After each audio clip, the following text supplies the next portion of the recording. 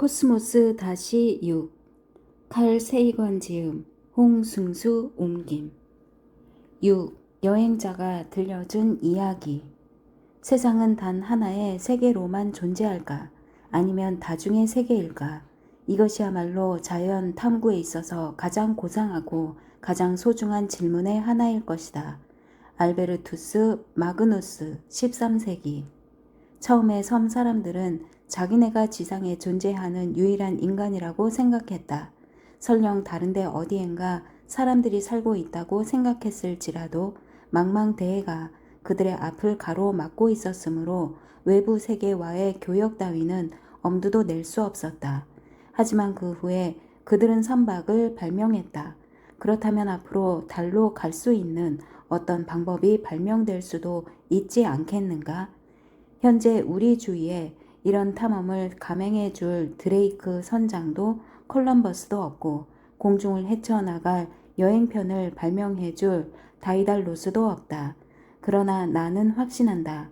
예나 지금이나 새로운 진리의 아버지인 시간은 우리 조상들이 알지 못했던 많은 사실을 우리에게 밝혀주었던 것처럼 현재 우리가 알고자 갈구하나 알지 못하는 것을 우리 후손에게 드러내 보일 것이다. 존 윌킨스, 달 세계의 발견, 1638년. 지루한 지구에서부터 한참 높이 올라가서 지구를 내려다보면 대자연이 과연 한 점 먼지에 불과한 이 지구에 자신의 아름다움과 온갖 가치를 다 퍼부어 놓았는지 가늠할 수 있지 않겠는가. 그렇게 고공에서 지구를 내려다 볼 수만 있다면 집을 떠나 먼 나라로 여행하는 사람들처럼 우리도 집안 구석에서 이루어진 일들의 잘잘못을 더 잘 판단할 수 있을 것이며 더 공정하고 올바른 평가를 내려서 결국은 모든 것들에 합당한 가치를 부여할 수 있을 것이다. 그러므로 이 지구만큼이나 사람들이 잘 살고 있고 잘 꾸며진 세계가 한둘이 아니라 여럿 있다는 사실을 인지하는 순간부터 우리는 이 세상 사람들이 위대하다 일컫는 것들에 찬미를 보내지 아니하게 되고 또 일반 사람들이 정성을 쏟아 추구하는 자질구레한 것들을 오히려 하찮게 여기게 될 것이다. 크리스티안 하위 헌스 천상계의 발견 1690년경. 현대는 인류가 우주의 바다를 항해하기 시작한 시대이다. 케플러의 궤도를 따라 힘차게 노를 저으며 우주의 바다를 항행하는 현대판 범선에는 사람이라고는 단 한 명도 타고 있지 않다.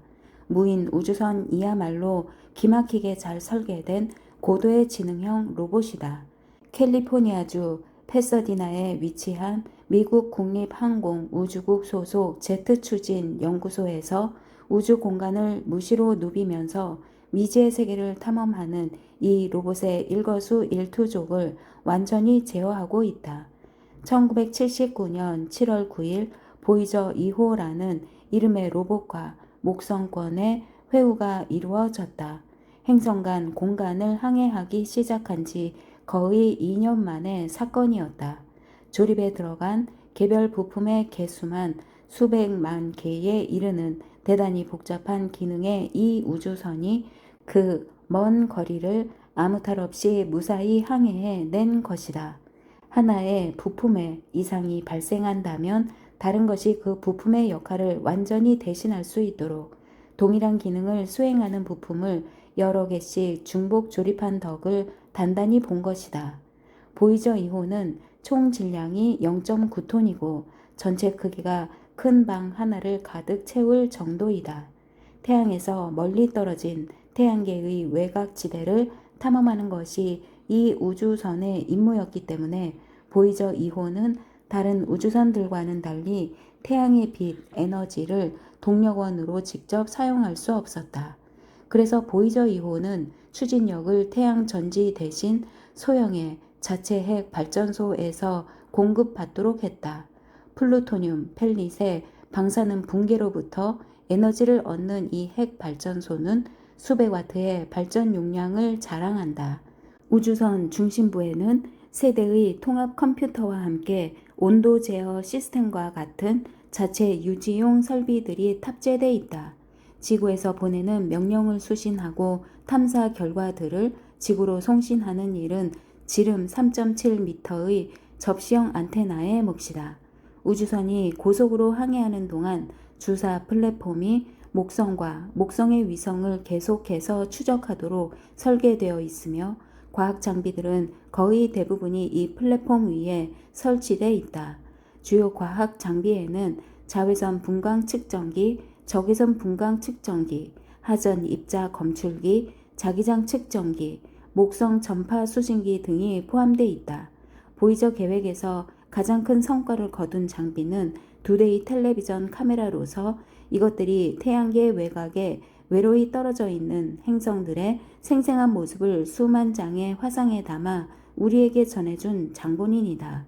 목성 주변에는 눈에는 보이지 않지만 매우 위험한 고에너지의 하전 입자들이 두껍게 둘러싸고 있다. 목성과 목성의 위성들을 가까이에서 관측하고 토성과 그 너머로까지 항해하려면 우주선이 우선 목성의 이 위험한 복사 벨트의 외곽을 뚫고 지나가야 한다. 그런데 고에너지의 하전 입자들은 아주 민감하게 반응하는 관측 장비들을 망가뜨리는 것은 물론이고 전자 장비들을 완전히 태워 버릴 수도 있다. 그러므로 고에너지 하전 입자는 보이저호에서 매우 위험한 존재이다. 그리고 또 넉 달 전에 보이저 1호가 목성 주위의 고체 입자들로 이루어진 고리 구조를 발견해 알렸는데 보이저 2호는 이 고리 구조를 가로질러 가야 했다. 만약 보이저 2호가 목성 고리에 있는 돌멩이에라도 부딪혀 우주선이 심하게 흔들린다면 안테나의 방향을 지구에 고정시킬 수 없게 될 수 있었다. 그 결과로 자칫하면 소중한 탐사 자료를 영원히 잃어버릴 가능성도 있었다. 그렇기 때문에 목성 통과 직전에 지상 통제실의 연구팀은 안심할 수가 없었다. 하지만 지상에 자리한 인간과 우주에 떠 있는 로봇이 서로의 지능을 절묘하게 결합하여 그동안 몇 차례 발생했던 비상사태를 모두 무사히 넘길 수 있었다. 이 또한 여간 다행한 일이 아니었다. 보이저 2호는 1977년 8월 20일에 우주의 바다에 진수되었다. 보이저 2호는 화성 궤도를 커다란 홀을 그리면서 통과하고 소행성대를 지난 후 목성권에 접근했다. 그리고 목성과 목성의 14개 남짓한 위성들을 한 줄로 꿰는 대장정을 시작했다. 보이저 2호가 목성 곁을 지날 때 목성은 보이저를 가속시켜서 토성을 근거리에서 통과할 수 있는 길목으로 보이저를 슬쩍 밀어 넣었다. 토성 중력의 도움으로 보이저는 다시 천왕성을 향해 힘차게 달리게 된다. 천왕성을 지나 해왕성을 뒤로 하면 보이저는 태양계를 떠나게 되는 것이다. 그 후에는 별들 사이의 광막한 바다를 영원히 떠돌아 다녀야 할 새로운 운명이 보이저 우주선을 기다리고 있다. 끊임없이 지속되는 탐험과 발견이야말로 인류사를 특정 지은 인간의 가장 뚜렷한 속성이었으며 인류사를 장식한 일련의 탐험 중에서 보이저 계획이야말로 가장 최근의 사건이다.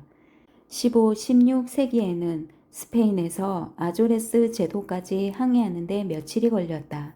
지금은 이 시간에 지구와 달 사이에 놓인 우주의 해협을 훌쩍 건너뛸 수 있다. 또한 당시에는 대서양을 횡단하여 이른바 아메리카 신대륙에 도착하는데 몇 개월씩이나 필요했다. 오늘날에는 이 시간이면 태양계의 내해를 가로질러 화성이나 금성의 사뿐히 내려앉을 수 있다. 그렇다면 화성과 금성이야말로 현대판 신대륙으로서 우리의 도착을 기다리고 있는 외로운 섬인 셈이다. 17, 18세기에는 네덜란드에서 중국까지 가는데 1년 내지 2년의 세월이 필요했지만 오늘날 보이저는 이 시간에 지구에서 목성까지 갈 수 있다. 과거의 여행 비용이 오늘날에 비해서 상대적으로 좀 더 비쌌다고는 하지만 그때나 지금이나 국민 총 생산 대비로 1%에도 채 못 미치는 미미한 수준임에는 변함이 없다. 인공지능을 탑재한 현대 우주선들의 행성 탐사는 행성들의 유인 탐사를 알리는 선구자이며 선두주자이다. 인류의 탐사는 늘 이렇게 진척돼 왔다. 인류는 15세기와 17세기 사이에 중요한 전환기를 맞으면서 지구의 모든 곳을 탐험할 수 있다는 확신을 갖게 됐다. 그래서 유럽의 대6 국가들에서 대규모 함대를 세계 곳곳으로 용감하게 파견하기 시작했다. 물론 함대마다 그 모험의 동기는 다양했다. 분수에 넘치는 야망, 재화에 대한 탐욕, 국가적 자존심과 국가 간의 경쟁심, 종교적, 맹목적 광신, 죄수의 대량 사면, 과학적 탐구심의 발동, 모험에 대한 심한 갈증, 스페인 에스트레 마두라 지방의 고용 불안을 해결하기 위한 방안 등에서 우리는 탐험대를 유럽 밖으로 내밀었던 압력의 요인들을 찾아볼 수 있을 것이다. 이 항해가 항상 좋은 결과만 가져온 것은 아니지만 결과적으로는 지구를 하나로 묶고 지역주의의 문제를 일부 해소하여 인류를 하나의 종으로 통합하는 데 큰 기여를 했다. 무엇보다도 행성 지구와 인류 자신을 이해하는 데 결정적인 기여를 했던 것이다. 혁명적인 네덜란드 공화국의 17세기에는 범선을 이용한 항해와 발견으로 상징된다. 강력한 스페인 제국의 지배로부터 독립을 선언하고 해방된 직후 네덜란드는 당시 유럽의 그 어떤 국가보다 적극적으로 계몽주의 사조를 받아들여 합리적이고 질서정연하며 창의적인 사회를 이루었다.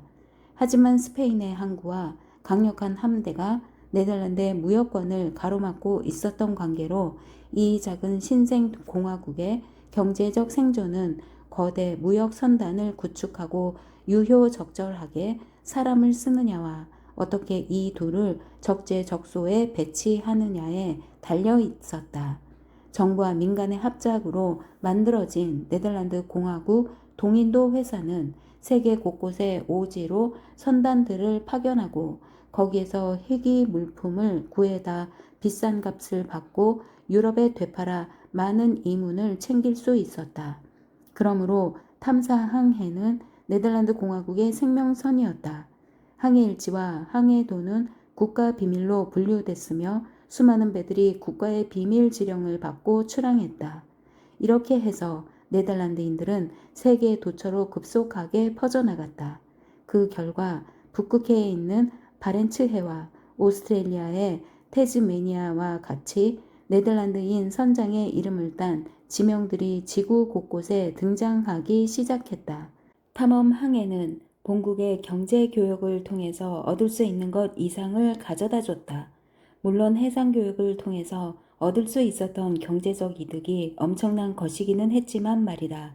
그 속에는 지식 그 자체를 추구하는 과학적 탐구의 욕망, 미지 세계와 그곳의 동식물을 발견하고자 하는 호기심, 그리고 자신들과 다른 사람들을 알고 싶은 열정이 있었다. 이 모든 것은 탐험을 이끄는 또 하나의 강력한 추진력이었다. 암스테르담 시청 청사는 17세기 네덜란드의 자신감과 현세적인 자아관을 반영하는 건축물이다. 이 건물을 짓느라 대리석을 여러 척의 배로 실어 와야 했다. 당시 시인이자 외교관이었던 콘스탄틴 하위 헌스는 이 암스테르담 청사가 고딕 양식에 추하고 너저분한 측면을 완전히 없애버렸노라고 말한 바 있다. 오늘날까지도 이 청사에는 아틀라스 신의 조각상이 별자리로 장식된 하늘을 어깨로 떠받친 채 버티고 서 있다. 아틀라스의 조각상 밑에는 정의의 신이 죽음의 신과 형벌의 신 사이에서 한 손에 황금의 칼을 잡고 다른 손에 저울을 들고 상인들의 신이라고 할 탐욕의 신과 시기의 신을 두 발로 밟고 서 있다. 네덜란드 공화국은 자국의 경제적 기반을 사유재산 제도에 두었지만 무절제한 이윤의 추구는 국가의 건강을 해칠 수 있는 위험 요인이라는 점을 알고 있었다. 아틀라스와 정의의 조각상 밑으로 눈길을 돌리면 그보다 덜 비유적인 상징물이 보인다. 그것은 청사의 돌 바닥에 아로 새겨진 지도이다.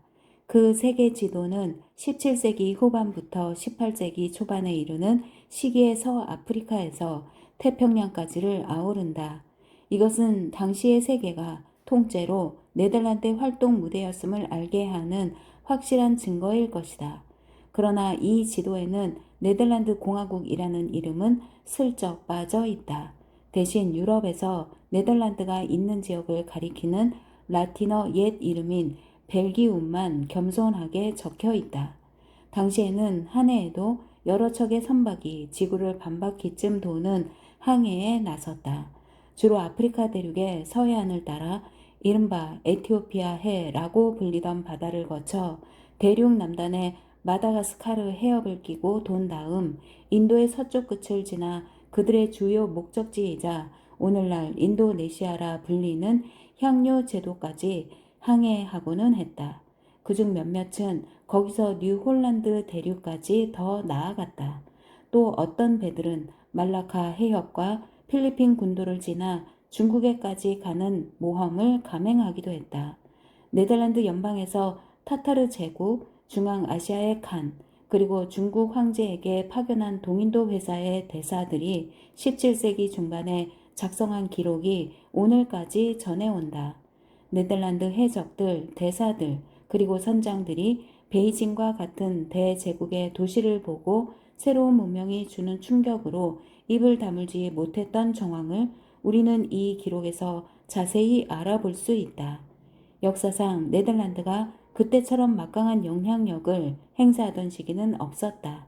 지혜와 꾀에 의존해서 살아야 했던 이 작은 나라의 외교 노선은 철저한 평화 정책이었다. 그들은 정통에서 벗어난 사조에 대해서도 비교적 관대했다.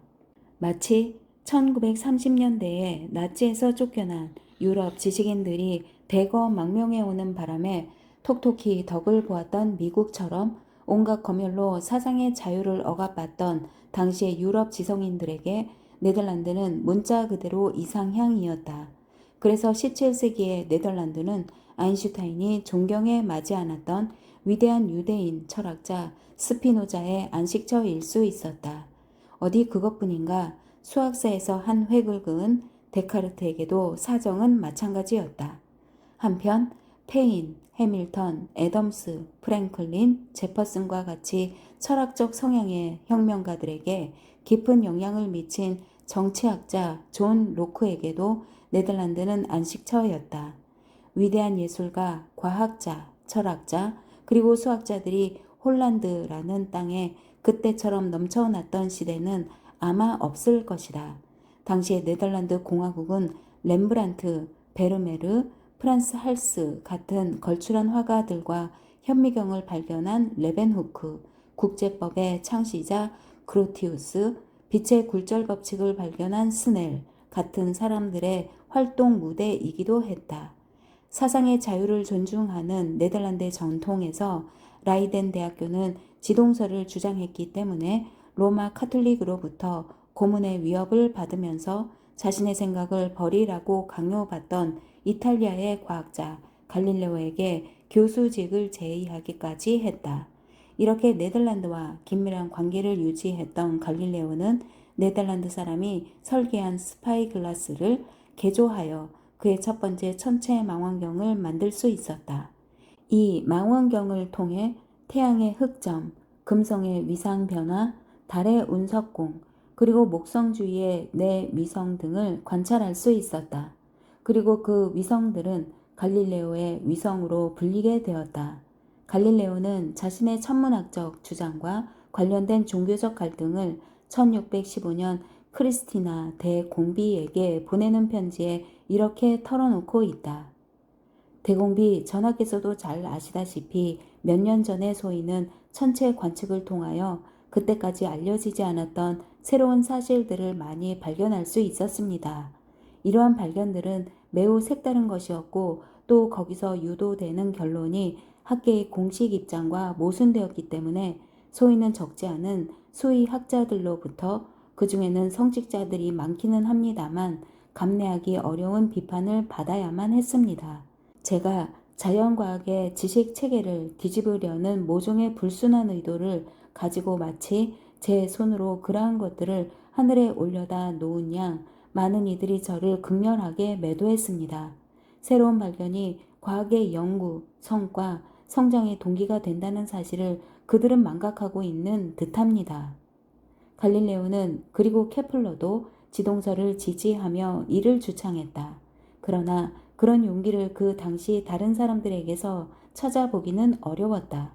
그것은 교리를 따르는 데 있어 비교적 덜 광신적인 지역의 유럽 사람들도 마찬가지였다. 예를 들어 1643년 4월에 데카르트가 쓴 편지를 보자. 당시 데카르트는 네덜란드에 거주하고 있었다. 물론 당신도 최근에 갈릴레오가 종교 재판을 받았고 지구의 움직임에 대한 그의 견해는 이단으로 단죄되었음을 아실 것입니다. 그래서 저의 입장을 차제해 명확히 해둘 필요가 있을 것 같습니다. 저의 논문에서 제가 밝혀 설명한 모든 것들은 지구의 움직임에 관한 가설을 포함하여 너무도 상호 의존적입니다. 그러므로 그중 하나가 틀렸음을 알면 나머지 것들도 모두 그 논리가 어긋남을 어렵지 않게 보실 수 있을 것입니다. 비록 저의 소견이 명확하고 확실한 증거에 의거하였다고 주장한 바 있습니다만 교회의 권위에 맞서서 이를 고수하고 싶은 생각은 추호도 없습니다. 저는 소란을 피우고 싶지 아니하며 편히 살려면 남의 눈에 띄지 말아야 한다라는 제 좌우명대로 지금껏 조용히 지내왔습니다. 원컨대 앞으로도 조용히 살기를 바랍니다. 해양 강국으로서의 네덜란드와 지성과 문화의 중심지로서의 네덜란드는 서로 별개의 것이 아니었다. 조선술의 발전이 모든 기술 분야의 발전으로 이어졌다. 네덜란드인들은 기술을 존중했으며 사회 전체가 발명가를 제대로 평가하고 예우하는 분위기였다. 기술의 진보는 지식 추구의 자유가 전제돼야 비로소 가능하다는 점을 염두에 둔다면 네덜란드가 유럽 출판의 중심지였다는 사실은 충분히 이해할 수 있다. 외국어 저작물의 번역 출판은 물론이고 다른 나라에서 판매가 금지된 서적이라도 네덜란드에서는 출판이 허용됐다. 미지의 세계로 향하는 탐험의 정신과 낯선 사회와의 잦은 접촉은 자기 만족의 타성을 송두리째 흔들어 사상가들로 하여금 사회 전반에 걸쳐 유효한 통념들을 다시 한번 더 생각하게 하는 동인으로 작용했다. 그 결과 수천 년 동안 의심 없이 받아들여졌던 주장들조차 근본적인 오류가 있음이 지적되고 과감하게 수정됐다. 우리는 특히 지리학 분야에서 그런 예들을 많이 볼 수 있다. 왕이나 황제의 통치가 보편적이던 당시 유럽에서 네덜란드는 국민에 의한 통치가 그 어느 나라보다 더 잘 이루어지는 공화국이었다. 사회 전반에 퍼져 있던 개방적 사고와 생활 양식 그리고 물질적 풍요와 새로운 세계에 대한 탐험과 개척의 정신은 네덜란드를 진취성과 활력이 넘치는 공동체로 만드는데 훌륭한 밑거름으로 작용했다. 그즈음 이탈리아에서는 갈릴레오가 또 다른 세상의 발견을 공표하고 조르다노 브루노는 우주에 우리와 다른 형태의 생물들이 존재하리라는 주장을 펴고 있었다. 물론 그들은 이러한 발표와 주장으로 철저하게 비판받는 처지에 놓이게 됐다. 하지만 이와는 대조적으로 네덜란드에서는 크리스티안 하위 헌스가 위 두 사람의 의견을 모두 지지하면서도 온갖 찬사를 다 받으며 살고 있었다. 그의 아버지 콘스탄틴 하위 헌스는 당시 수석 외교관이었고 문학자, 시인, 작곡자, 연주자로서 다양한 문화 활동을 펴는 한편 영국의 시인 존 던의 절친한 친구로서 그의 작품을 번역하기도 했다. 아울러 그는 전형적인 대가족의 가부장이었다. 콘스탄틴은 화가 루벤스를 존경했고 또한 청년 렘브란트를 발굴하였다. 그래서 훗날 렘브란트의 작품에 종종 등장하게 된다. 콘스탄틴 하위 헌스와의 첫 만남에서 데카르트는 그가 그렇게 다양한 분야에 관심을 갖고 뛰어난 능력을 발휘하는 것을 보고 도저히 믿을 수 없다며 놀라움을 금치 못했다. 하위 헌스의 집은 세계 각지에서 온 온갖 종류의 진귀한 물건들로 가득했고 종종 세계 여러 나라의 위대한 사상가들이 방문하는 장소가 되기도 했다. 이러한 환경에서 자란 크리스티안 하위 헌스는 아주 어려서부터 여러 나라의 언어, 회화, 법률, 과학, 기술, 수학, 음악 등을 동시에 접하며 이에 능하게 되었고, 이 과정에서 그의 관심사와 전공 분야는 폭넓게 형성돼 갔다. 그는 전 세계가 나의 고향이며 과학이 바로 나의 종교이다 라고 선언하기도 했다. 당대의 모티프는 빛이었다. 빛은 사상과 종교의 자유, 그리고 지리적 발견의 상징이었다. 빛에 대한 생각이 당시 회화에 깊숙이 파고들었다. 특히 베르메르의 작품에는 빛의 오묘함이 절묘하게 표현돼 있다. 스넬의 굴절 현상 연구, 레베누크의 현미경 발명, 그리고 하위헌스의 빛의 파동설 등 당시 과학 연구의 중심 주제가 모두 빛과 연관된 것들이었다. 이러한 연구들은 서로 연계되어 이루어졌고, 학자들은 연구 영역의 경계를 자유롭게 넘나들었다. 베르메르의 작업실에는 항해 도구들이 널려 있었고, 작업실의 벽면에는 항해 지도들이 걸려 있었다. 그리고 현미경은 응접실의 장식품이었다. 레베누크도 화가 베르메르의 재산을 관리하는 일을 했고, 호프바이크에 있는 하위헌스의 집을 자주 방문하며 그와 긴밀한 관계를 유지했다. 레베누크의 현미경은 재단사들이 옷감의 품질을 자세히 살피기 위해 사용했던 확대경을 개량한 것이었다. 그는 그 현미경으로 물방울에서 하나의 소우주를 발견할 수 있었다. 물방울에서 본 미생물을 극미 동물이란 애칭으로 부르면서 귀엽다고 생각했다. 하위헌스는 초기의 현미경들을 설계하는데 적지 않은 기여를 했으며, 그 자신도 현미경으로 새로운 발견을 많이 했다. 사람의 정자를 처음 본 소수의 사람들 중에 레베누크와 하위헌스가 들어 있을 것이다. 정액세포의 발견이 사람의 생식작용을 이해하는 단초가 되었다. 하위헌스는 충분히 끓여서 완전 소독한 물에서도 미생물이 서서히 증식하는 현상을 관찰하고, 미생물들은 충분히 작아서 공기 중에 떠다닐 수 있으며 떠다니다가 물에 내려앉아 번식한다고 설명함으로써 생명의 자연 발생설의 하나의 대안을 제시할 수 있었다. 자연 발생설이란 생물은 기존의 생물과 아무 관련 없이 발효 중인 포도나 썩은 고기 등에서 자연적으로 나타난다는 생각이었다. 그러나 하위헌스의 추측을 루이 파스테르가 확인하기까지는 2세기에 이르는 긴 시간이 더 필요했다. 여러 가지 측면에서 화성 생명 탐사 계획은 그 기원이 레베누크와 하위헌스에 닿아 있다. 병이 세균 때문에 생긴다는 학설의 비조도 바로 이 둘이다. 그러고 보니 현대의학의 상당 부분도 레베누크와 하위헌스에게서 그 뿌리를 찾을 수 있다. 하지만 그들은 자신들의 생각을 실제 응용의 단계까지 밀고 가지 않았다. 당시 사회의 기술 수준에서 독특한 생각들을 제시하는 선에서 그치고 말았다. 네덜란드에서 17세기 초에 개발된 현미경과 망원경은 인간의 가시 한계를 아주 작은 것으로, 그리고 아주 큰 영역으로 각각 확장시켰다.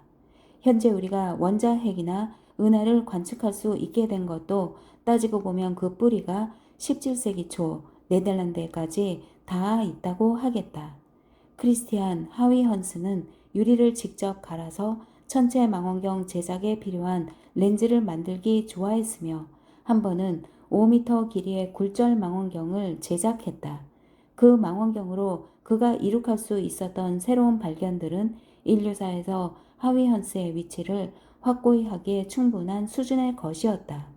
그는 에라토스테네스의 발자취를 따라서 지구 외의 다른 행성의 크기를 측정한 첫 번째 인물이며, 금성이 구름으로 완전히 뒤덮여 있다는 사실을 맨 처음으로 추측해 본 천문학자였다. 그리고 화성의 표면 특징을 지도로 그려 남겼을 뿐 아니라 그러한 표면 특징이 나타났다 사라지는 현상을 관찰하여 화성의 자전 주기와 지구와 비슷하게 24시간 정도라는 것까지 측정했다. 토성이 여러 겹의 고리로 둘러싸여 있고 특히 그 고리가 토성 표면과 접촉하지 않는다는 사실을 처음 확인한 것도 하위 헌스였다. 타이탄도 그가 발견했다. 타이탄은 토성의 위성 중에서 가장 큰 위성이자 태양계에서는 둘째로 큰 것이다. 타이탄에서 흥미진진한 현상들을 많이 볼 수 있어서 앞으로 생명의 기원 연구와 관련해서 크게 기대되는 연구 대상 천체이다. 그는 이러한 발견과 업적의 대부분을 20대에 이룩했으니 이 또한 우리를 놀라게 하기에 충분하다. 하위 헌스는 또한 점성술이란 것은 말도 안 되는 소리라고 생각했다. 하위 헌스의 업적은 사실 위에 언급한 것보다 훨씬 더 많다. 당시 항해술의 핵심 문제는 바다에서 자신의 경도를 어떻게 알아내느냐는 것이었다. 위도는 별자리를 통해서 정확히 알 수 있다. 남쪽으로 갈수록 위도가 낮은 곳의 별자리들을 볼 수 있으므로 위도의 결정은 쉬운 일이었다. 그러나 경도의 결정은 시간의 흐름을 추적해야 하므로 위도의 측정보다 한층 더 어려운 작업이었다. 배에 실려 있는 시계는 배가 출발한 항구의 표준시를 가리킨다. 한편 태양이나 별이 뜨고 지는 것을 이용하면 배가 위치한 지방의 시간을 알 수 있다. 또한 몇몇 밝은 천체들의 천구상 좌표를 알고 있기 때문에 그러한 천체들을 관측하면 지방시를 측정할 수 있다. 지방시와 표준시의 차이가 떠나온 항구와 현 위치의 경도 차이와 같다는 점을 이용하면 배가 있는 지점의 경도를 알아낼 수 있을 것이다. 하위 헌스는 일찍이 갈릴레오가 제시한 진자의 주기가 일정하다는 원리를 이용하여 추시계를 발명했고 그것을 경도 측정에 이용할 수 있을 것이라고 생각했다. 그가 발명한 추시계를 항해사가 바다 한복판에서 자신의 위치를 측정하는 데에 활용했지만 완전히 성공적이지는 못했다. 그러나 그가 쏟은 노력의 결과로 천문 관측과 과학 실험의 정확도가 그때까지의 수준을 훨씬 뛰어넘게 됐다. 정확도의 향상이 항해용 시계의 발달을 크게 자극했던 것이다. 하위 헌스는 균형을 잡아주는 나선 모양의 용수철을 발명했으며 이 용수철은 오늘날까지도 일부 시계에 이용되고 있다. 그는 역학의 발전에도 큰 공헌을 했다. 예를 들어 원심력은 그가 계산해 낸 것이다. 그는 또 주사위 놀이를 연구하여 확률론에도 공헌했다. 하위 헌스는 공기 펌프를 개량하여 나중에 채광 산업의 혁명을 불러왔다. 그가 발명한 요술 등은 오늘날 슬라이드 영사기의 원조이다. 그는 화약 엔진이라고 할 수 있는 것을 개발하여 증기기관 발달에도 큰 영향을 미쳤다. 하위 헌스는 지구가 하나의 행성으로서 태양의 주위를 공전한다는 코페르니쿠스의 지동설이 네덜란드의 보통 사람들 사이에 널리 받아들여지는 것을 보고 무척 기뻐했다. 그는 지동설을 놓고 이해력이 좀 부족하거나 인간이 만든 헛된 권위의 미신에 완전히 사로잡힌 이들만 제외하면 모든 천문학자들이 받아들이는 학설이라고까지 이야기했다. 중세 기독교 철학자들은 천구가 지구를 중심으로 하루에 한 바퀴씩 돌기 때문에 결코 무한대일 수 없다고 주장했다.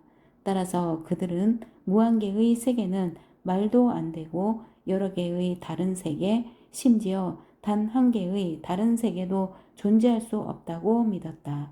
도는 것은 하늘이 아니라 지구라는 사실의 발견은 우리로 하여금 지구의 유일성에 의심의 눈초리를 던지게 했으며 지구 이외의 장소에 생명이 존재할 수 있다는 것을 하나의 훌륭한 가능성으로 받아들이게 했다. 그렇지만 코페르니쿠스는 태양이 태양계뿐만 아니라 전 우주의 중심이라고 생각했고 케플러는 다른 별들이 행성계를 거느리지 않는다고 믿었다. 태양 아닌 자신들만의 중심별 주위를 각기 궤도 운동하는 행성들이 우주에 수없이 많을 것이라는 생각을 인류사에서 처음으로 한 사람은 아마 조르다노 브루노일 것이다. 그러나 많은 사람들은 코페르니쿠스와 케플러의 우주관에서 다중세계에 대한 생각이 직접적으로 유도돼 나온다고 생각했고 스스로 그 다중세계관에 경악해 마지 않았다. 17세기 초에 로버트 머튼은 귀류법을 동원하여 태양 중심 우주관이 이미 그 자체로 다른 행성계의 존재를 의미하기 때문에 태양 중심 우주관은 자체 모순이라고 주장했다. 그는 약간 강압적인 어투로 다음과 같이 열을 올렸다. 만약 천상의 실상이 코페르니쿠스 주의의 위인들이 주장하는 바와 같이 무한히 큰 공간에 무수히 많은 별들이 가득 차 있는 것이라고 할 것 같으면 우리는 다음과 같은 생각도 할 수 있다. 창공에 빛나는 저 많은 별들이 모두 그 나름의 태양으로서 중심의 자리를 잡고 앉아 자기 주위의 행성들을 거느릴 수 있지 않겠느냐는 생각 말이다. 그리고 천상의 사정이 실제로 그렇다면 셀 수 없이 많은 세계들이 무한히 넓은 우주 공간에 있다고 해도 누가 뭘 할 수 없지 않은가? 어떻게 이런 것들이 가능할 수 있다고 하겠는가? 이것이야말로 엄청난 영리가 아니고 또 무엇인가? 케플러와 같은 이들의 말처럼 지구가 움직인다는 가설을 그대로 받아들인다면 우리는 이러한 난제들에 봉착하게 되고 마는 것이다. 하지만 지구는 움직인다. 머튼이 만약 우리 시대에 살았더라면 그는 아마 똑같은 귀류법을 동원하여 무한한 개수의 세계들이 틀림없이 존재한다라고 추론했을 것이다. 하위언스는 머튼식 주장에 주눅들지 않았다. 그는 오히려 우주 저 너머에는 또 다른 태양들이 있을 것이라고 다중세계의 실제성을 흔쾌히 받아들였다.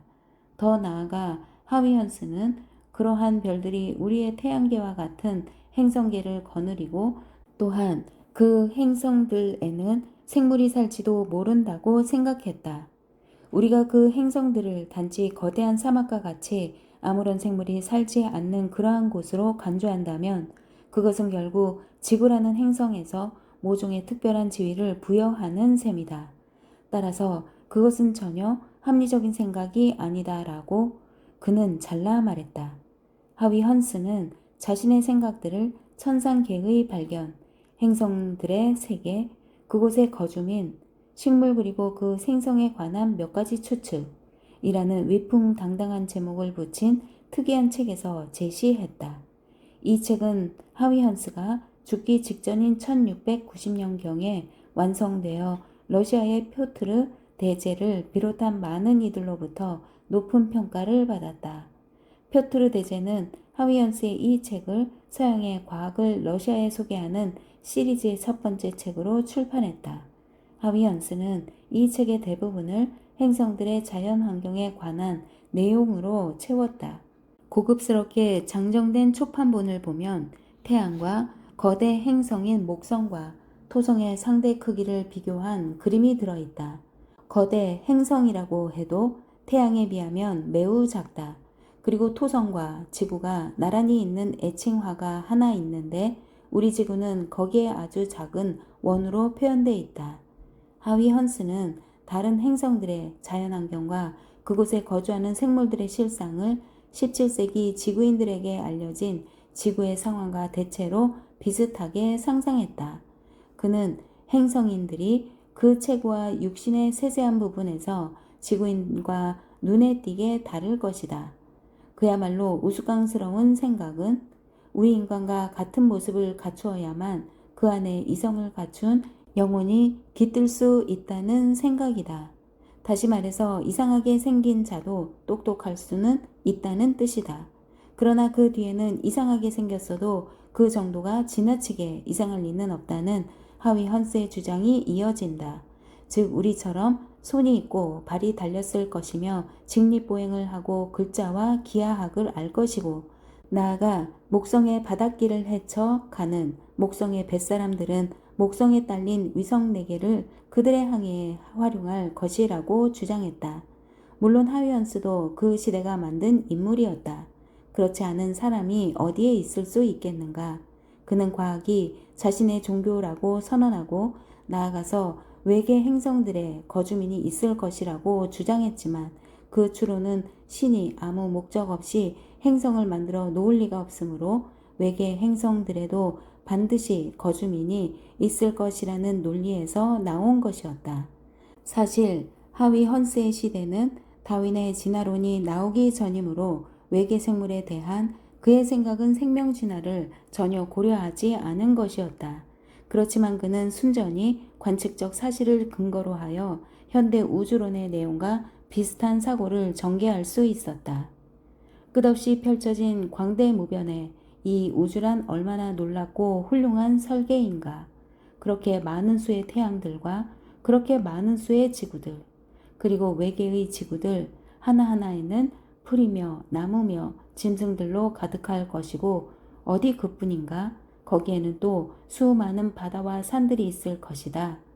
별들까지의 엄청난 거리와 또 그들의 수를 생각할 때 우주에 관한 우리의 경외심은 또 얼마나 깊어져야 할 것인가. 오늘날의 보이저 우주선은 17세기 탐험선의 직계 후손으로서 크리스티안 하위헌스의 과학적 전통과 상상력에 그 기원이 있다.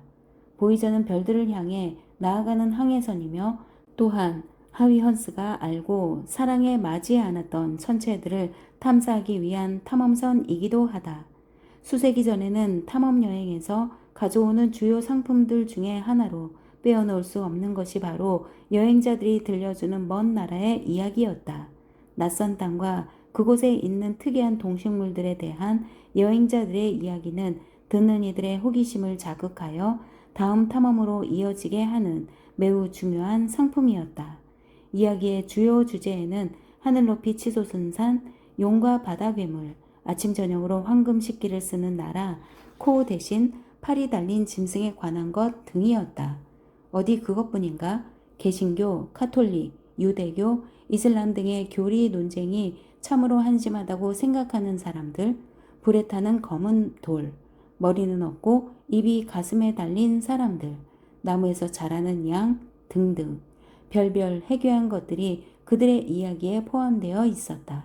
그 중에는 사실도 있었고 거짓도 있었다. 어떤 것들은 사실은 사실이되 어느 정도 과장되고 왜곡되어 전해지기도 했다. 이런 이야기들은 볼테르나 조너선 스위프트 같은 작가들의 손을 통해 다양하게 각색되어 유럽 사회로 하여금 새로운 안목을 갖게 하는 자극제로 작용했으며 동시에 외부와 고립된 세상과 사회에도 관심을 갖게 하는 계기를 제공했다. 현대판 탐험대도 여행담을 가져온다. 아니 보내온다고 해야 맞다. 보이저 1호와 2호가 우리에게 보내준 여행담을 좀 들어보자. 귀가 아니라 눈으로 듣자. 보이저는 산산이 깨어진 수정구같이 금이 간 세상이나 북극에서 남극까지 온통 거미줄 같은 것들로 뒤덮여 있는 구형 천체에 대한 이야기를 들려주는가 하면 감자처럼 생긴 작은 위성과 지하의 용암의 바다와 형성되어 있는 위성에 관한 이야기를 저 멀리에서 지구인들에게 들려준다. 우리는 황산의 호수가 널려 있고 화산이 폭발하는가 하면 또 피자처럼 생겨서 썩은 달걀 냄새를 풍기는 이상한 곳에 대한 이야기도 종종 듣게 된다.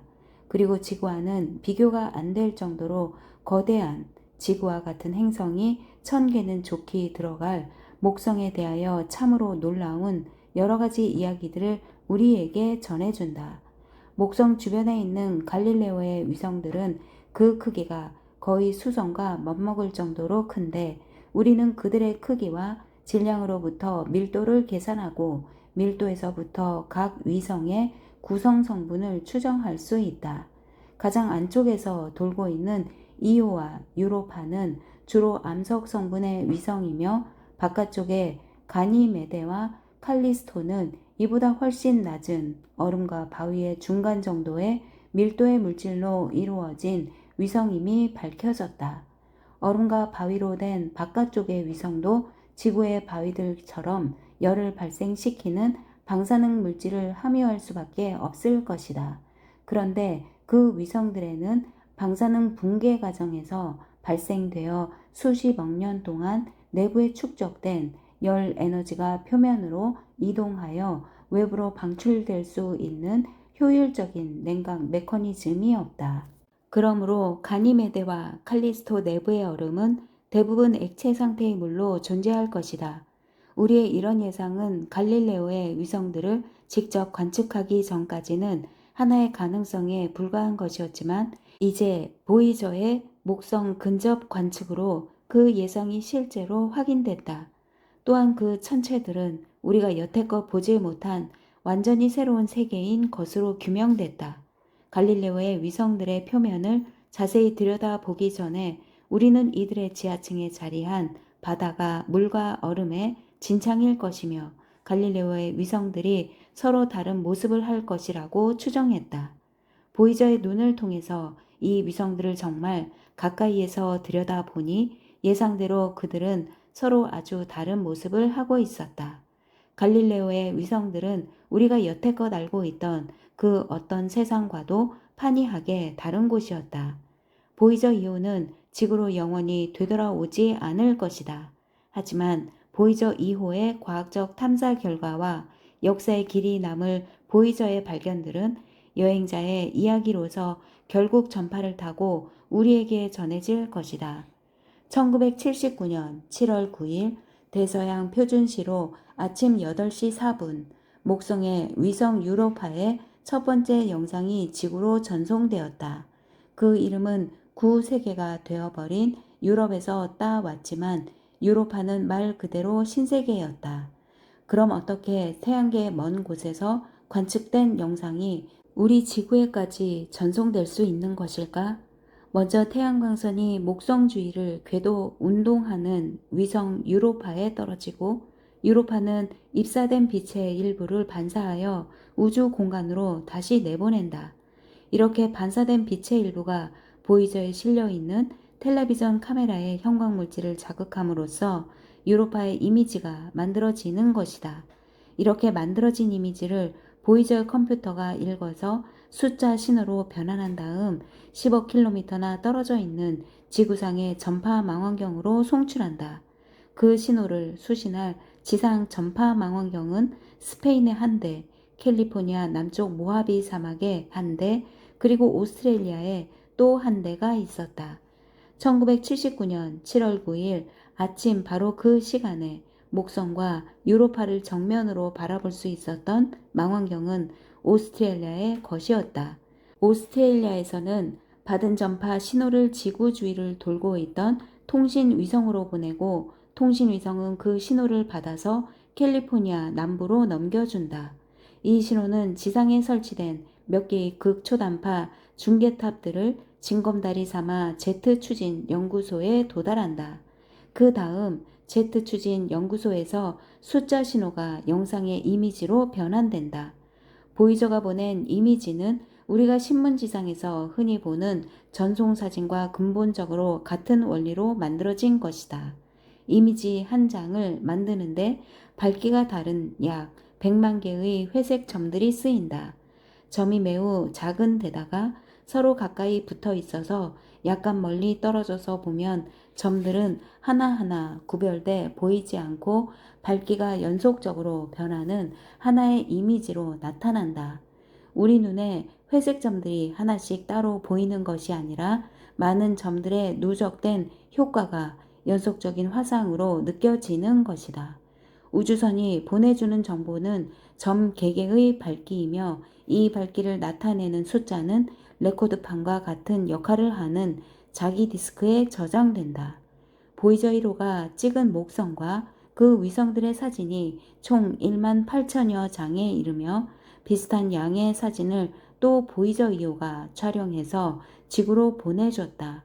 수차례에 걸친 연결과 중계의 최종 결과가 한 장의 인화지 사진으로 우리 앞에 나타나는 것이다. 유로파의 놀라운 광경도 이런 과정을 거쳐서 우리의 가슴을 설레게 할 수 있었던 것이다. 이것이 바로 1979년 7월 9일 아침에 전송돼 온 유로파 사진의 배후 사연이며 전후 사정이다. 이 사진들에서 우리가 본 광경은 정말로 대단한 것이었다. 보이저 1호는 갈릴레오의 위성 넷 중에서 유로파를 제외한 나머지 세 위성들의 세세한 모습을 사진에 담아 보내주었다. 유로파와 대면하려면 보이저 2호의 접근을 기다려야 했다. 보이저 2호의 근접 촬영 사진에서는 불과 6km 규모의 작은 구조물까지 분해해 볼 수 있다. 언뜻 보기에 유로파의 표면에서는 퍼시벌 로웰이 화성을 보고 상상했던 우나 비슷한 구조물, 물론 지금은 우주 탐사선의 직접 관측으로 이러한 구조가 없다고 밝혀졌지만 찾아볼 수 있었다. 그것들은 직선과 곡선이 서로 얽혀 놀라울 정도로 복잡다기한 그물망을 이루고 있었다.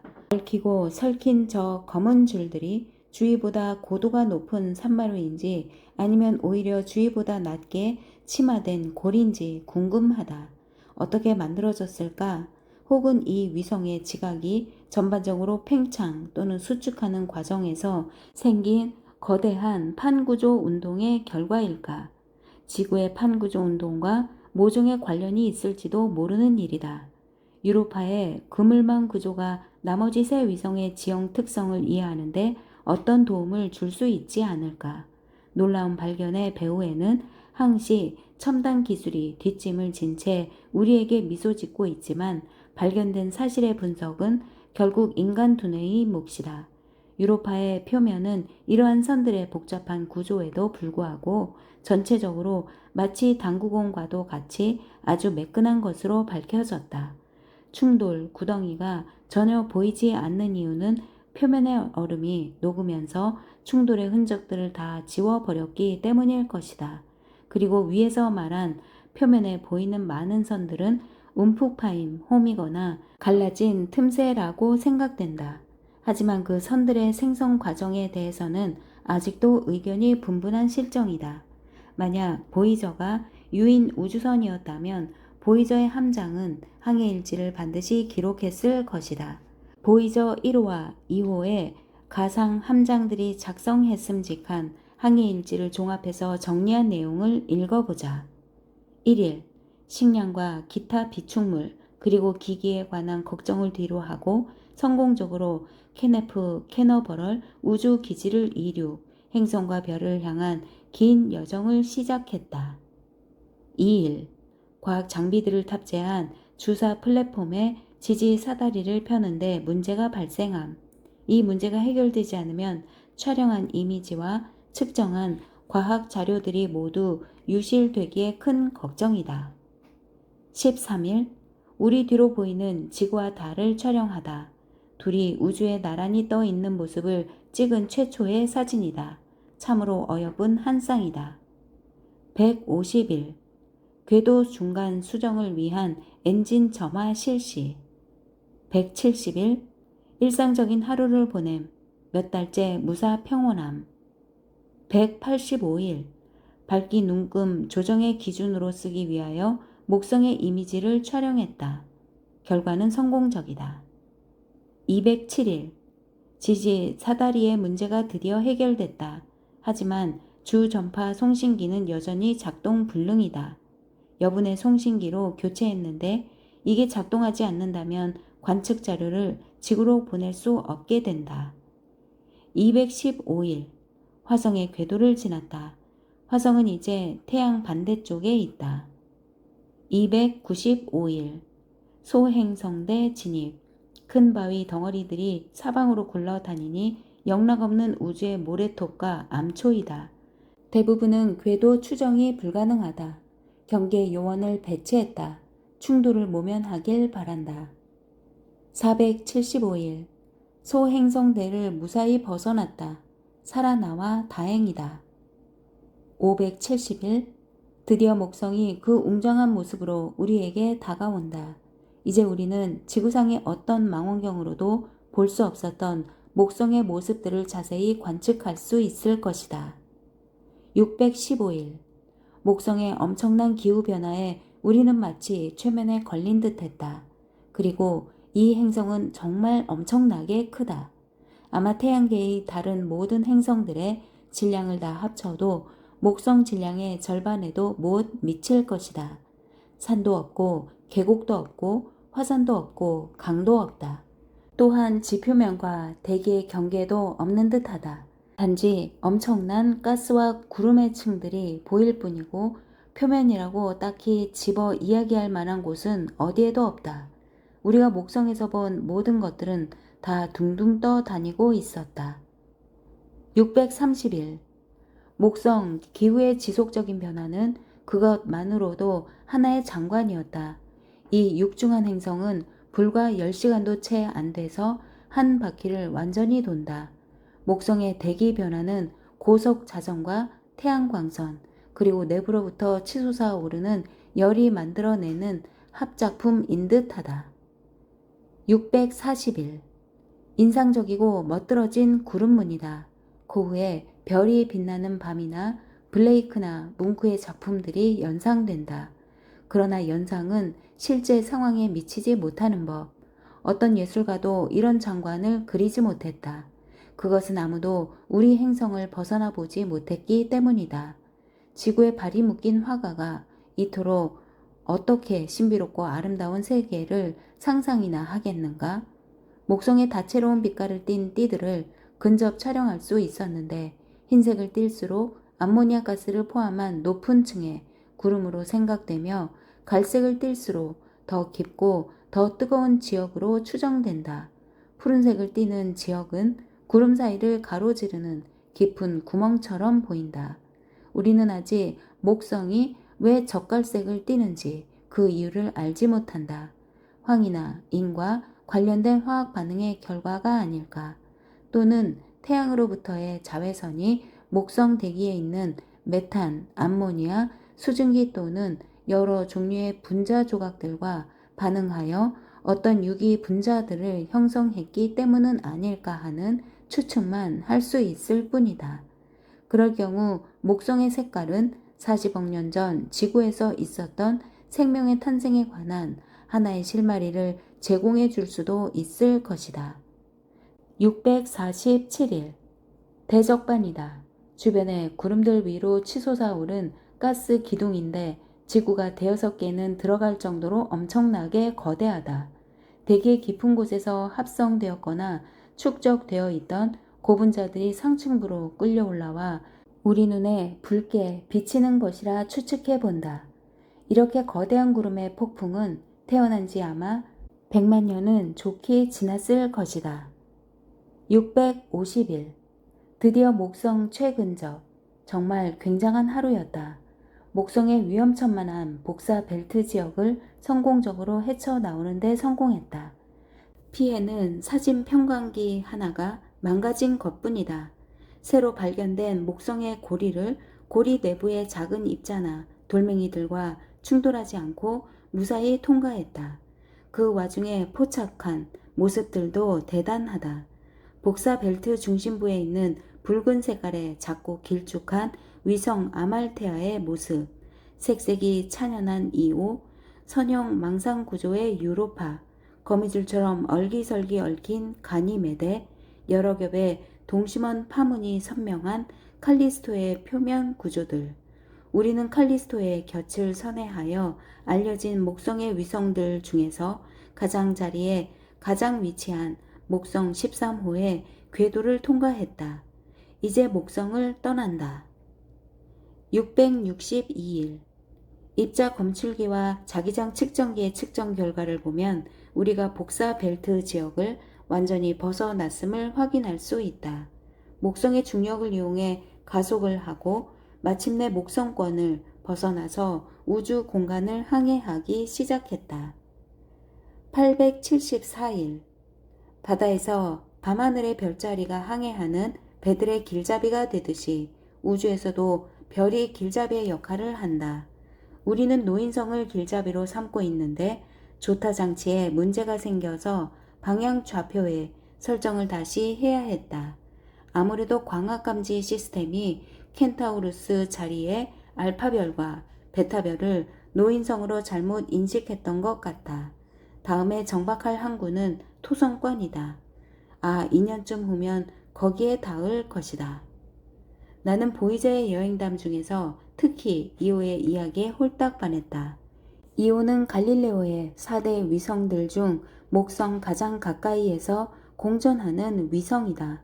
보이저가 정보를 보내오기 전부터도 우리는 이오가 좀 특이하다고 알고 있었다. 지상 망원경으로는 이오 표면에서 아무것도 알아볼 수가 없었다.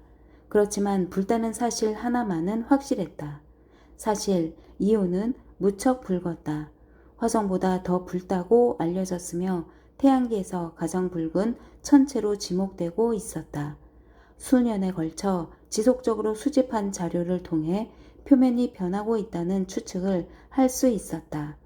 특히 적외선과 전파 레이더 관측에서 변화의 조짐을 뚜렷하게 알아챌 수 있었다. 그리고 거대한 도넛 모양을 하는 원자기체의 튜브가 이오의 궤도 근방에서 목성을 감싸고 있음을 어렴풋이 추측할 수 있었다. 그리고 그 기체의 성분은 황, 나트륨, 칼륨이며 이오가 흘리고 간 물질일 것이라는 것까지 알고 있었다. 마침내 보이저가 이오에 접근하면서 이 거대한 위성의 표면이 다양한 색깔로 치장돼 있음을 알게 됐다. 태양계 내의 그 어느 천체와도 판이한 모습이었다. 이오는 소행성 때 가까이에 위치하므로 전 생애를 통하여 소행성 때에 떠도는 돌멩이들의 세례를 끊임없이 받았을 것이다. 물론 충돌 구덩이들이 많이 패였을 것이다. 하지만 이오의 표면에는 그러한 흔적이 전혀 남아있지 않았다. 그렇다면 이오의 표면에서 일어나는 모종의 작용이 파인 구덩이를 모조리 메웠던가 아니면 지워버렸을 것이다. 그 작용의 정체는 무엇일까? 결코 대기와 관련된 작용은 아닐 것이다. 왜냐하면 이오에는 대기가 없기 때문이다. 이오의 표면 중력이 너무 약해서 기체 분자들은 이오의 표면을 쉽게 탈출해 버렸을 것이다. 그렇다고 물의 흐름이 그 원인이라고 지목할 수도 없다. 이오의 표면은 물이 액체로 존재하기에는 기온이 너무 낮기 때문이다. 화산 분화구와 비슷하게 생긴 장소를 몇 군데 볼 수 있었지만 이 또한 확고부동하게 확인할 수는 없었다. 보이저 항해 팀의 일원인 린다 모라비토는 보이저의 궤도를 정확하게 유지해야 하는 책임을 맡고 있었기 때문에 이오가 어떤 별 곁에 있는가를 자주 확인할 필요가 있었다. 그래서 그녀는 컴퓨터 앞에 앉아서 이오의 경계 부분을 밝게 하여 그 뒤쪽에 있는 별이 드러나게 하곤 했다. 그러던 어느 날 이오의 어두운 표면을 배경으로 높이 솟는 밝은 구름을 보고 그녀는 소스라치게 놀랐다. 버섯구름의 위치를 확인해 본 결과 화산이 아닐까 하고 의심하던 곳 중 하나였다. 바로 보이저가 지구 바깥에서 활화산을 하나 발견하는 순간이었다. 가스와 기타 분출물을 계속해서 토해내는 활화산이 이오의 표면에서 그 후에 모두 9개나 발견됐다. 사화산은 이오의 표면에 수백, 어쩌면 수천 개가 있을 것이다. 이 화산들에서 뿜어져 나온 용암은 운석광을 모두 메우고도 남을 정도로 충분한 양이었다. 화산 분출물이 다양한 색깔로 물든 지표를 배경으로 거대한 홀을 그리며 솟아오르는 모습은 상상만 해도 가슴 설레는 장관임에 틀림없다. 우리는 이오에서 완전히 새로운 광경을 보고 있는 것이다. 끊임없이 변하는 표면을 지금 우리가 바로 들여다보고 있다는 말이다. 갈릴레오와 하위 헌스가 이 광경을 목격했다면 얼마나 감탄했을까. 보이저가 화산을 발견하기 전에 우리는 이미 이오의 화산의 존재를 예상하고 있었다. 스탠턴 필과 그의 동료들은 목성과 유로파가 이오에 미치는 조성력의 세기를 계산하여 이오에서 화산 활동이 있을지도 모른다고 예측했다. 그들은 이오 내부의 암석이 방사능 붕괴가 아니라 강한 조성력의 작용으로 용융 상태에 놓이게 됨을 알 수 있었고, 그렇기 때문에 이오의 내부 거의 대부분이 액체 상태에 있어야 한다는 결론에 도달했던 것이다. 지하에 있는 액체 상태의 유황이 이오의 화산 활동으로 지상으로 계속 올라오게 된다. 고체 상태의 유황은 물에 끓는 점보다 약간 높은 섭씨 115도 정도로 가열되면 색깔이 변하면서 액체 상태의 유황으로 변한다. 온도가 높아질수록 색깔이 짙게 변하며 일단 녹았던 유황을 갑자기 냉각시키면 액체 상태의 색깔을 그대로 유지한다. 이오 표면의 색깔 분포의 패턴에서부터 중요한 사실을 유추할 수 있었다. 그 패턴은 화산의 분화구에서 마구 쏟아져 나온 액화 유황이 어울져 흐르는 강물이나 흙탕물의 급류와 같이 얇은 층을 이루며 흐르는 모습을 닮아 있었다. 즉 검정색, 그러니까 제일 뜨거운 유황이 화산 분화구 근처에서 보이고 주황색의 황이 분화구에 비교적 가까운 곳에서 강을 이루고 노란색의 상대적으로 저온 상태에 있던 유황이 분화구에서 멀리 떨어진 평지에 널려 있다. 표면 모습이 몇 달 간격으로 수시로 변화하기 때문에 지구에서 우리가 일기예보를 하듯 이오의 표면 지도도 주기적으로 수정 편찬해야 한다. 그러므로 미래의 이오 탐사대는 정신을 바짝 차리는 편이 좋을 것이다. 이오의 매우 얇고 희뿌연 대기는 주로 이산화황으로 이루어져 있다는 사실이 보이저 우주선의 탐사로 밝혀졌다.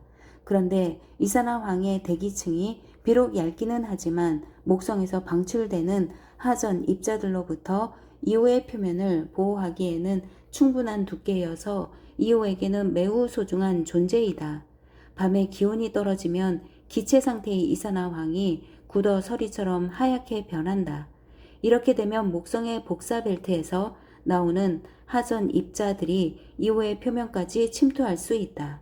따라서 먼 훗날 사람들이 이오에 이주해서 생활하게 된다면 밤에는 모두 지하로 대피하는 것이 좋을 듯 싶다. 이오의 화산 분출은 그 구성 입자들을 목성의 주변 공간으로까지 직접 방출시킬 정도로 매우 높이 솟아오른다. 아마도 이 입자들이 이오 주변에서 목성을 둘러싸고 있는 도넛 모양의 튜브를 형성하는 장본인인 듯하다. 이 입자들은 원자 알갱이들로서 목성을 향해 천천히 나선 운동을 하다가 안쪽 궤도에 있는 아말테아 위성과 만나면 모정의 화학 반응을 통하여 아말테아의 표면을 붉게 물들이는 것 같다. 또한 이오에서 분출된 물질이 여러 차례 충돌과 응결의 과정을 겪으면서 결국 목성의 고리를 만드는 데 한 몫을 하게 되는 듯하다. 인류가 목성에 거주한다는 것은 사실상 거의 불가능해 보이지만 먼 미래에 이룩될 과학기술의 진전을 생각한다면 가스구름 속을 떠다니는 거대한 풍선 속의 도시를 상상해 볼 수도 있지 않을까? 달이 지구를 항시 같은 면을 보이면서 공전하듯이 이오와 유로파도 목성을 향해 같은 면을 보이며 목성 주위를 궤도 운동한다. 그렇기 때문에 이 위성들에 서서 목성이 있는 쪽에 하늘을 올려다보면 하늘의 대부분을 차지하는 거대한 목성이 뜨지도 지지도 않은 채 자신의 표면을 다채롭게 변화시키는 장관을 관람할 수 있을 것이다. 어쨌든 목성의 위성들은 미래에 있을 인류의 탐사 계획에서 호기심의 원천으로 오랫동안 남아있을 것이다. 태양계가 성간 공간에 존재하는 가스와 고체 입자로부터 생성되었듯이 목성 또한 그 형성 과정에서 많은 양의 가스와 티끌이 필요했을 것이다. 태양 형성에 쓰이고 남은 그렇지만 우주 공간으로 유실되지 않은 물질의 일부가 목성의 형성에 쓰였을 것이다. 아마 목성이 이런 물질을 지금의 수십 배 정도로 많이 끌어 모을 수 있었다면 지금쯤 목성 내부에서도 핵 융합 반응이 일어나고 있을 것이다. 이 경우 목성은 현재와 같은 행성의 신세가 아니라 어엿한 별의 위험을 자랑했을 것이다. 그렇지만 우리의 이 거대한 행성, 즉 목성은 별이 되려다 실패한 비운의 천체이다. 목성이 별이었다면 지금 목성이 태양으로부터 받는 빛의 거의 2배 이상을 목성 스스로 만들어낼 수 있다. 그런데 적외선 대역에서 보자면 현재의 목성은 그대로 항성이라고 취급해도 사실 큰 무리가 없을 정도의 빛을 방출한다. 목성이 가시광선 대역에서도 별로서 행세할 수 있다면 태양과 짝을 이뤄 하나의 쌍성계를 구성할 수도 있었을 것이다. 그랬을 경우 지구의 하늘에는 해가 둘이 있을 터이고 밤은 아주 보기 힘든 희귀한 현상이 되었을 것이다. 실상 우리 은하에는 이런 쌍성계가 흔하다고 나는 믿는다. 그러한 곳에서는 밤이 없는 세상을 아주 자연스럽고 아름답다고 여길 것이다. 목성의 구름 저 깊은 밑바닥에서 느끼게 되는 대기의 무게, 즉 기압은 지구 그 어디에서도 찾아볼 수 없는 엄청난 것이다. 수소 원자들은 그렇게 높은 압력을 받으면 서로 짓눌려서 핵에 속박되어 있던 전자들이 핵에서 떨어져 나가 금속성의 액체 수소로 변한다. 지구에서는 이 정도의 압력이 실현될 수 없기 때문에 지상 실험실에서 금속성의 액체 수소를 관측할 기회가 없다. 구체적으로 목성 내부의 압력은 지구 표면 대기압의 300만 배나 된다. 이런 조건에서 예상되는 수소의 유일한 존재 양식이 앞에서 이야기한 금속성의 액체 수소이다. 그러므로 목성의 내부는 금속성의 액체 수소가 바다를 이루고 있을 것이다. 하지만 목성의 내부 한복판에는 암석과 철로 된 핵이 자리 잡고 있을지 모른다. 지구처럼 생긴 태양계에서 가장 큰 행성의 중심 핵은 거대한 압력으로 옥죄는 두꺼운 가스층에 갇혀 그 모습을 영원히 드러내지 않을 것이다. 목성은 태양계에서 가장 강력한 자기장을 발생시키는데 이것은 목성 내부에 금속성 액체에 흐르고 있을 것으로 예상되는 전류 때문일 것이다. 이 전류는 자기장뿐 아니라 전자와 양성자로 구성된 목성 주변의 복사 벨트를 생성하기도 한다. 왜냐하면 자기장이 하전 입자를 붙들어 놓기 때문이다. 복사 벨트의 내부에서는 태양풍의 형태로 태양에서 방출된 하전 입자들이 목성의 자기장에 포획되어 가속 운동을 한다. 이 복사 벨트는 목성의 구름층보다 훨씬 높은 곳에 위치하며 그 속에 있는 입자들은 목성의 남극과 북극 사이를 빠른 속도로 왕복한다. 그러다가 목성 고공의 대기 분자와 충돌하면 운 좋게 벨트에서 빠져 나오기도 한다. 이오의 궤도는 목성과 매우 가까워서 이오는 하전 입자들의 복사 벨트를 가로지르며 움직인다. 이때 하전 입자들이 폭포수같이 쏟아지면서 전파 에너지가 폭발적으로 방출된다. 우리는 이후에 궤도상 위치에 따라서 목성의 전파 폭발과 관련된 에너지의 양을 정확하게 예측할 수 있다. 천문학자들의 이 예측은 지구상의 일기예보보다 더 정확하다. 전파 천문학이 발달하기 시작한 1950년대에 목성이 강력한 전파 방출원이라는 사실이 우연히 알려지게 됐다. 미국의 젊은 두 과학자 버나드 버크와 케네스 플랭클린은 당시로서는 감도가 대단히 좋은 최신형 전파 망원경을 사용하여 우주 배경 복사를 검출할 목적으로 전파를 관측하고 있었다. 그때 놀라울 정도로 강력한 전파 신호가 우연히 잡혔다. 그 전파 신호의 특성은 그때까지 학계에 보고된 어떤 전파원과도 부합하지 않았으며 별, 성운, 은하, 여타 그 어떤 것과도 맞지 않았다. 그런데 더욱 놀라운 것은 이 전파원이 천구상에서 멀리 있는 배경 천체들보다 더 빠르게 이동한다는 점이었다. 이 전파원의 정체를 알아내기 위하여 그들은 우주 전파원 목록들을 다 뒤져봤지만 아무 소용이 없었다. 하루는 하늘에 뭐 재미있는 현상이 벌어지고 있는가 알아보기 위하여 관측실 밖으로 나와서 육안으로 하늘을 쳐다보다가 어안이 벙벙해졌다. 문제의 전파원이 있다고 생각되는 방향으로 유난히 밝은 천체가 하나 보였기 때문이었다. 그것이 바로 목성이었다. 목성의 전파 방출은 이렇게 우연히 발견되었다. 사실 과학사에서의 발견은 거의 대부분이 이런 식이었다고 해도 과언이 아니다.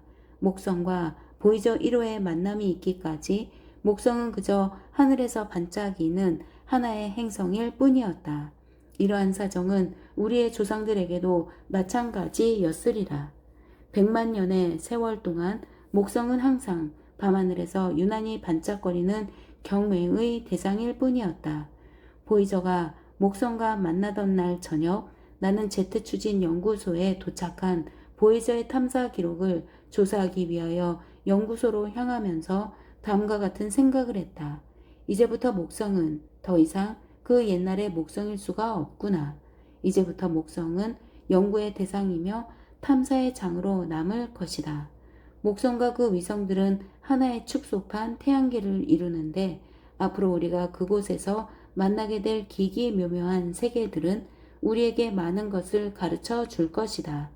토성은 목성보다 약간 작다는 점만 제외하면 물질 조성을 비롯하여 여러 가지 측면에서 목성과 매우 비슷하다. 대략 10시간에 한 번씩 자전하는 토성은 다양한 색깔의 고리로 자신의 적도 부분을 아름답게 치장하고 있다. 목성도 토성과 마찬가지로 고리를 갖고 있지만 토성의 고리만큼 두드러지지도 아름답지도 않다. 토성의 자기장과 복사 벨트는 목성에 비하여 매우 미약한 수준이다. 하지만 행성 고리만 본다면 토성은 목성에 비해 훨씬 더 훌륭한 장관을 우리에게 제공한다. 그리고 토성도 12여 개의 이상의 위성을 거느리고 있다. 토성의 위성들 중에서 우리가 가장 큰 관심을 끄는 것은 타이탄이다. 타이탄은 태양계 안에 있는 위성들 중에서 가장 거대한 존재로 있으나마나한 대기가 아니라 상당 수준의 대기를 실제로 보유한 유일한 위성이다. 1980년 11월 보이저가 토성에 접근하기까지 이 위성에 관하여 우리가 갖고 있던 자료는 너무나 빈약해서 무엇 하나 딱 부러지게 예측할 수가 없었다. 그 자료라는 것들은 우리의 갈증만 더할 뿐이었다. 대기의 구성 성분으로 확인된 분자는 G.P. 콰이퍼가 발견한 메탄이 고작이었다. 메탄이 태양의 자외선을 받으면 좀 더 복잡한 탄화수소 분자와 수소기체로 변한다. 탄화수소 분자가 타이탄의 표면을 짙은 갈색의 타르로 뒤덮을 것이다.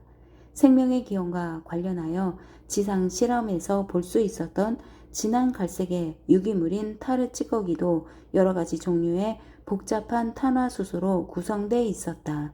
수소기체는 가장 가벼운 기체인데다가 타이탄의 중력이 약하기 때문에 분출 이탈이라 불리는 격렬한 과정을 통해서 타이탄에서 매우 빠른 속도로 달아날 것으로 추정된다. 이때 타이탄 대기에 메탄을 포함한 다른 종류의 분자들을 수소가 함께 데리고 나갈 것이다. 그런데 이런 예측에도 불구하고 타이탄의 표면 기압은 최소한 화성과 비슷한 수준인 것으로 밝혀졌다. 그러므로 실제로는 분출 이탈이 타이탄에서 일어나지 않는 모양이다. 어쩌면 타이탄 대기에 메탄 이외의 아직 발견되지 않은 기체가 더 있을 수도 있다. 예를 들어 질소 분자가 대기 성분에 포함되어 있다면 대기의 평균 분자량을 높여서 분출 이탈과 같은 격렬한 현상을 막아낼 수 있을 것이다. 아니면 분출 이탈이 실제 진행 중일 수도 있다. 이 경우 내부로부터 새로운 기체가 방출되어 이탈에 따른 손실분이 지속적으로 보충되고 있을 것이다. 타이탄의 평균 밀도가 매우 낮은 것으로 미루어 보아 타이탄에는 상당한 양의 H2O, 얼음과 메탄을 포함하는 또 다른 종류의 얼음이 존재할 것으로 예상된다. 이러한 얼음들이 구체적으로 어느 정도의 기체를 공급하는지는 예측할 수 없지만 내부 열에 기화되면서 대기의 기체를 공급할 것이다. 망원경을 통해 본 타이탄은 겨우 알아볼 수 있을 정도로 작은 붉은색의 원반 모습을 하고 있다. 어떤 관측자들의 보고에 따르면 붉은색 원반 위에 불규칙적으로 모양이 변하는 흰색 구름이 떠 있다고 한다. 구름의 흰색은 메탄 결정 때문인 것이 확실하지만 원반의 붉은색은 도대체 무엇 때문일까? 타이탄을 연구하는 대부분의 학자들은 붉은색의 기원은 복잡한 유기 화합물에서 찾아야 한다는 점에 동의한다. 표면 온도와 기압의 구체적 값은 아직도 논란의 대상으로 남아있지만 여러 가지 정황에서 우리는 온실 효과에 따른 기온 상승이라는 설명을 수용할 수밖에 없다. 대기와 지표면에 상당한 양의 유기 물질이 존재한다는 점에서 타이탄은 우리의 시선을 끄는 태양계의 특별한 구성원임에 틀림이 없다. 과거 역사에서 우리를 새로운 세계의 발견으로 연결해 줬던 수많은 탐색 항해처럼 보이저라는 이름의 우주선을 비롯한 미래의 우주 탐사선들이 타이탄에 관한 우리의 지식 체계를 그 근본에서부터 바꾸어 놓고 말 것이다. 타이탄의 지표면에 서면 타이탄의 구름 사이로 토성과 그 고리들을 볼 수 있을 것이다. 그러나 타이탄 대기에서 빛이 산란되기 때문에 토성과 고리는 희뿌옇게 보이겠지만 말이다. 태양에서 토성까지의 거리는 태양에서 지구까지의 거리의 10배에 달하기 때문에 타이탄이 태양에서 받는 에너지의 양은 지구가 받는 값의 1%밖에 안 된다. 따라서 타이탄에서 비록 무시할 수 없을 수준의 온실 효과가 작용한다 치더라도 타이탄의 표면 온도는 섭씨 0도도 안 될 것이 확실하다.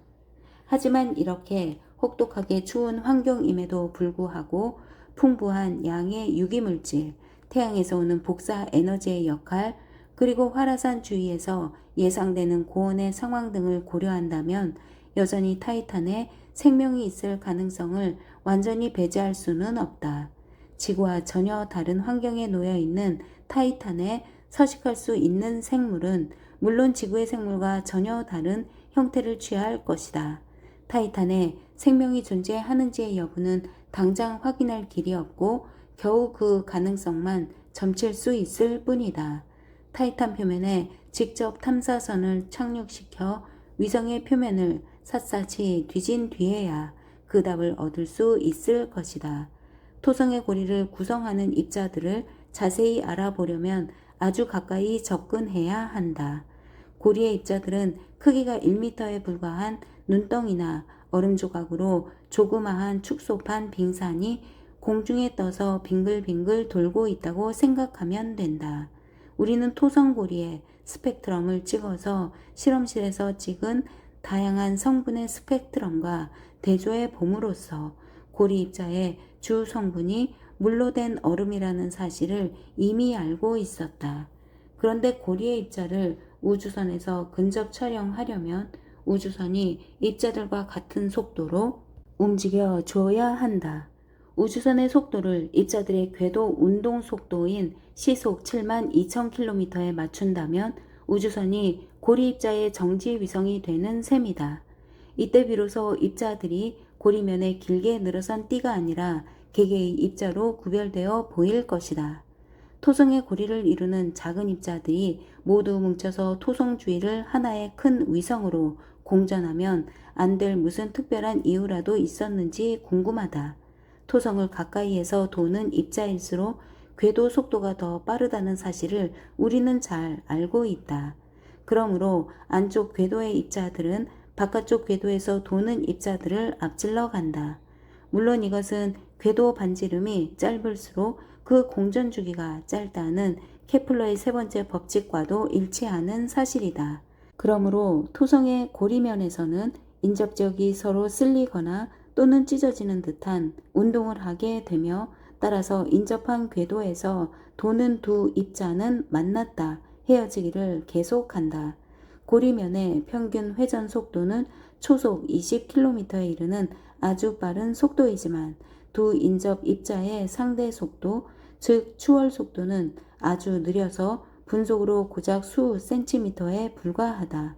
입자들 사이의 중력은 스쳐 지나가는 두 입자를 하나로 모으려 하겠지만 이 상대 속도 때문에 둘은 헤어질 수밖에 없다.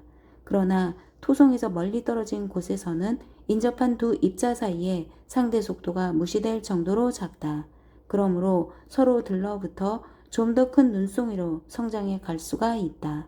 다시 말해서 입자들이 토성에 그다지 가깝지만 않다면 추월로 인해서 헤어지는 효과가 거의 없기 때문에 입자들은 상호 중력에 따른 합병으로 덩치를 점점 키워가다가 결국 하나의 어엿한 위성으로 성장하게 된다. 그렇다면 토성의 고리 바깥쪽 먼 곳의 크기가 수백 킬로미터에서 거의 화성에 버금가는 타이탄에 이르기까지 일련의 위성들이 자리하는 것도 단순한 우연의 결과가 아닐 것이다. 태양계에 있는 행성과 위성 모두가 처음에는 고리를 이루며 돌던 미세 입자들이 이렇게 서로 엉겨붙어 큰 천체로 성장하는 과정을 거쳐서 형성된 것이다. 목성과 마찬가지로 토성에도 자기장이 있다. 자기장은 태양에서 방출되는 하전 입자들을 포획하여 가속시킨다. 이렇게 포획, 가속된 하전 입자는 북극과 남극 사이를 빠른 속도로 왕복한다. 그런데 적도 부근에 고리면이 펼쳐져 있으므로 왕복 운동을 하던 하전 입자, 즉 양전자와 전자 등은 고리면의 얼음이나 눈덩이들에 흡수되고 만다. 따라서 목성이나 토성의 고리가 복사벨트의 일부를 제거하는 역할을 한다. 사실 복사벨트는 고리의 안쪽과 바깥쪽에서만 찾아볼 수 있다. 위성도 하전 입자들을 흡수하므로 위성 부근에서도 복사벨트가 사라진다. 실제로 토성의 위성들 중 하나는 이런 원리를 이용해서 발견했다. 파이오니아 11호가 토성의 복사벨트에 틈새가 있는 것을 발견했는데 학자들은 앞에서 설명한 원리에 근거하여 그 틈새에 위성이 있을 것이라고 추측했다. 그리고 얼마 후 그 예측대로 그때까지 알려지지 않았던 위성 하나가 바로 그 위치에서 발견됐던 것이다. 태양풍은 토성 궤도 저 바깥으로, 즉 태양계의 외곽지대로 나가면서 그 세력이 점점 약해진다. 단위 넓이를 단위 시간에 지나는 태양풍 입자들의 개수가 태양에서 멀어질수록 감소한다는 뜻이다. 비록 태양풍이 미풍으로 바뀐다고 해도 보이저 우주선의 계측 장비들이 정상적으로 작동한다면 보이저는 천왕성, 해왕성, 명왕성 등의 궤도 근방에서도 태양풍의 존재를 충분히 감지할 수 있다. 보이저는 그러기에 충분한 성능을 갖추고 있다. 한없이 부풀어 오른 태양의 대기층을 여기서도 만나게 된다는 말이다. 그렇지만 태양에서 명왕성까지의 거리에 2, 3배 정도 더 멀리 떨어진 곳에 이르면 성간을 떠도는 양성자와 전자들의 압력이 오히려 태양풍의 압력을 증가하기 시작한다. 거기가 바로 태양계와 그 바깥 세상의 경계지대인 것이다. 천문학자들은 태양제국의 국경이라는 뜻에서 이 지역에 태양권계라는 이름을 붙여줬다. 보이저호는 전진의 전진을 거듭해 아마 21세기 중반에는 이 태양권계를 넘어설 것이다. 그리고 다시는 다른 항성계에 들어서는 일이 없이 별들 사이에 펼쳐진 무한의 공간을 향해 미끄러지듯 나아갈 것이다. 영원히 방랑할 운명의 우주선이 별의 섬들로부터 멀리 떨어져 나와 엄청난 질량이 묶여있는 은하수 은하의 중심을 한 바퀴 다 돌 때쯤이면 지구에서는 이미 수억 년의 세월이 흘렀을 것이다. 인류의 대항해는 이렇게 시작되었다.